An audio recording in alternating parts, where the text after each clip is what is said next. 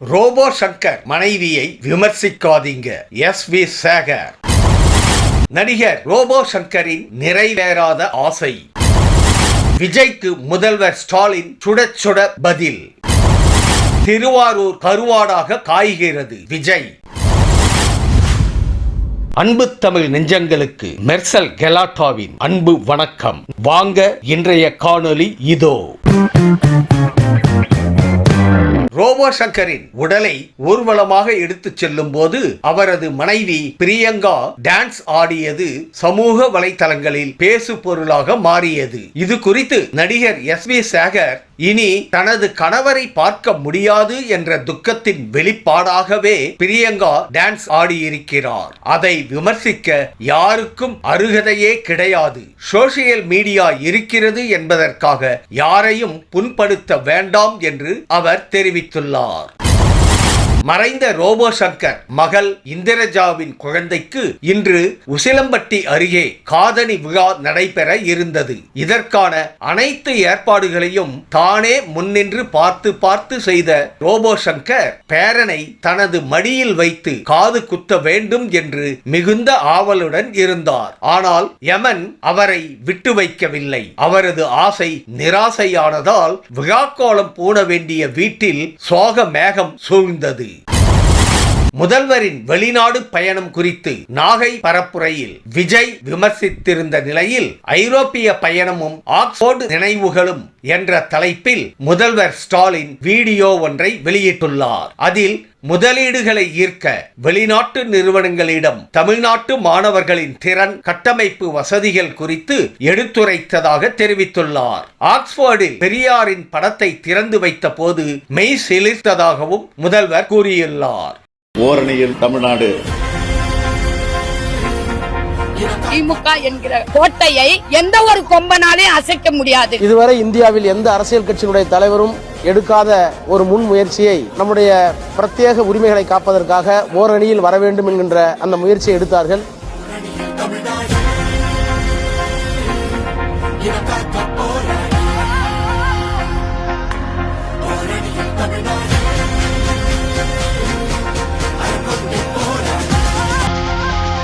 கட்சி எல்லைகளை தாண்டி தமிழ்நாட்டுடைய நலனுக்காக தமிழ்நாடு ஒன்றுபட்டு நிற்கிறப்போ எந்த சக்தியாலும் நம்ம வீழ்த்த முடியாதுன்னு காட்டியாகணும்.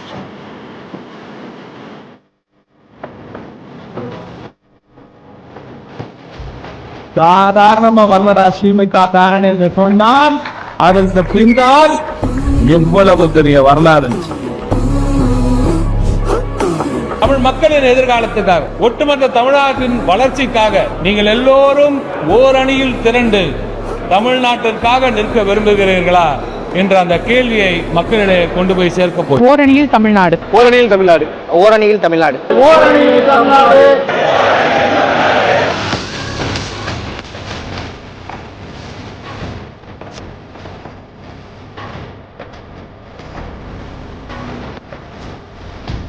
ஒவ்வொரு குடும்பத்திலும் திமுகவுக்கு மகத்தான ஆதரவு இருக்கு.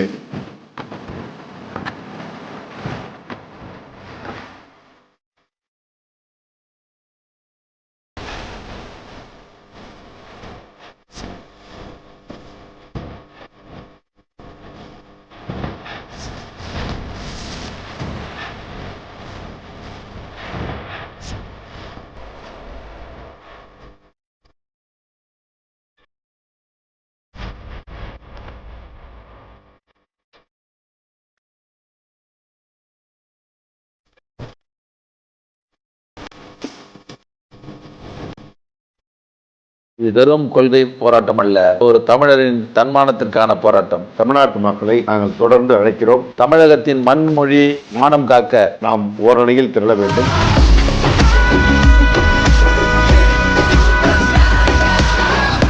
தமிழ்நாட்டை தலைகுனிய விடமாட்டோம் என உறுதி ஏற்கிறோம். கேட்கிற மாதிரி எல்லாரும் சேர்ந்து சொல்லணும். தமிழ்நாட்டை தலைகுனிய விடமாட்டேன். தமிழ்நாட்டை தலைகுனிய விடமாட்டேன். தமிழ்நாட்டை தலைகுனிய விடமாட்டேன். தமிழ்நாடு போராடும், தமிழ்நாடு வெல்லும். தமிழ்நாடு போராடும், தமிழ்நாடு வெல்லும்.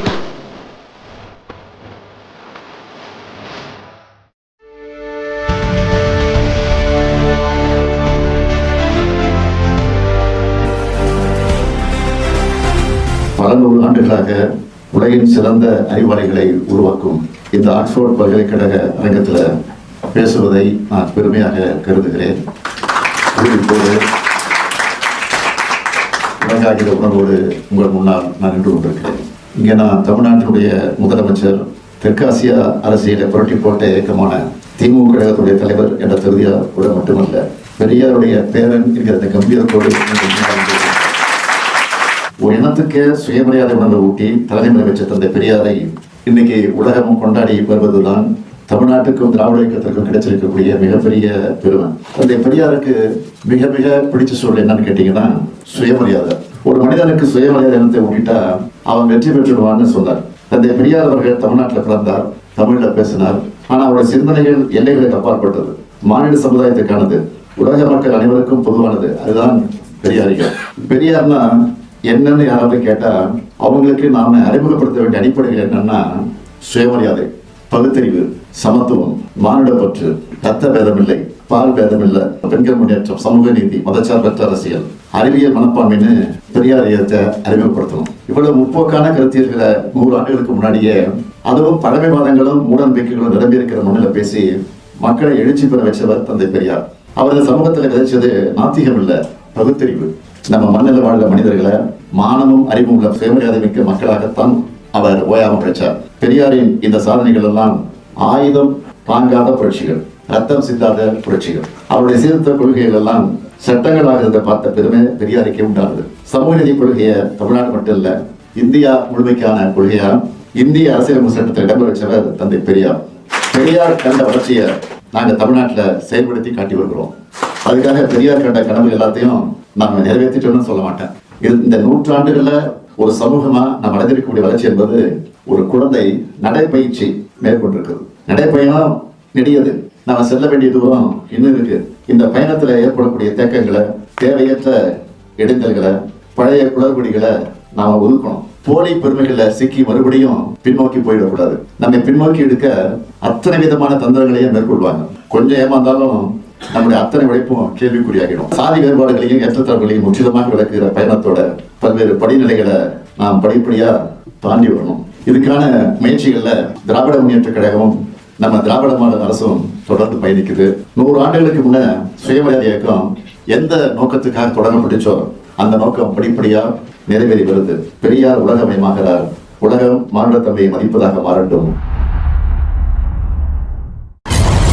திருவாரூரில் தேர்தல் பரப்புரை மேற்கொண்ட விஜய் திமுகவை நேரடியாக தாக்கி பேசினார். திருவாரூர் தேரை ஓட வைத்தவர் முன்னாள் முதல்வர் கருணாநிதிக்கு திமுகவினர் புகழாரம் சூட்டி வருவதாக குறிப்பிட்ட அவர், நன்றாக ஓட வேண்டிய தமிழகம் எனும் தேரை நாலா பக்கமும் கட்டையை போட்டு முதல்வர் ஸ்டாலின் நிறுத்திவிட்டதாக குற்றஞ்சாட்டினார். எந்த அடிப்படை வசதிகளும் இல்லாமல் திருவாரூர் கருவாடாக காய்கிறது என்றும் அவர் விமர்சனம் செய்துள்ளார்.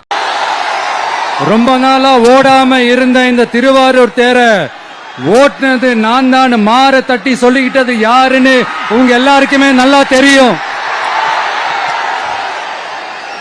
ஆனா அவருடைய மகன் மாண்புமிகு சிஎம் அவர்கள் இப்ப என்ன செய்யறாங்க?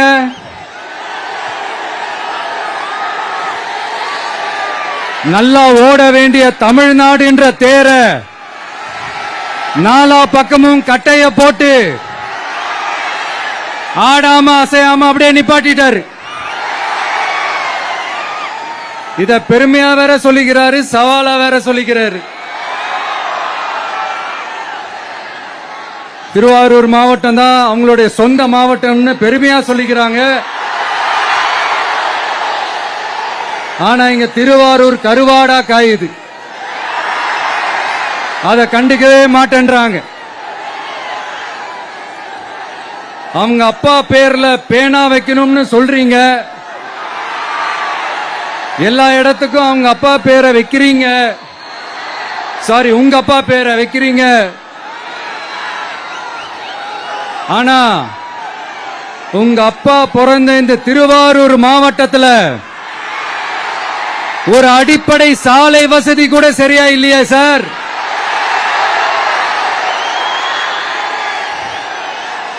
நாகப்பட்டினம் மாதிரியே திருவாரூர்லயும் அதிகமா குடிசை பகுதிகள் இருக்கிற ஊர் இந்த திருவாரூர் ஊர் தான்.